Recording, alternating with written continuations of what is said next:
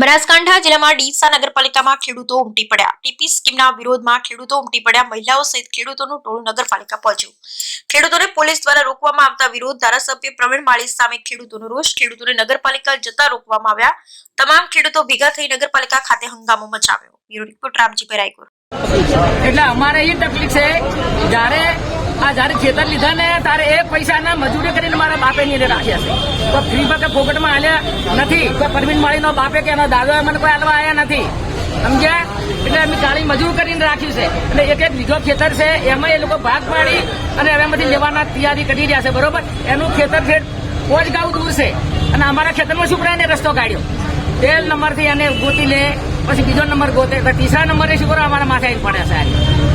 જો નહીં અમારી વાત ઓફળે તો અમે ઓય મરી જાય, હવે હત્યા કરશે, પણ ગમે તે કરશે, પણ પરવીન માળીને ઉતારો નથી જોતો। આવા પ્રમુખ નાગા લાઈ લઈને ઉભા કરો એટલે બીજાને મરાવવાના? ના, એને રૂપિયા 2 રૂપિયામાં જમી લીધી છે કોઈ? ના, મફત એને ખરીદી છે। તો કોકના મોય શુક્ર ભાઈ ભાગ પડાવે, કોકના મોય પાડવા શુક્ર? જો એને અટક ના આવે કે તો લોહીની ઉલટીઓ ના કરે શું કહેતો હતો, યાદ રાખજો।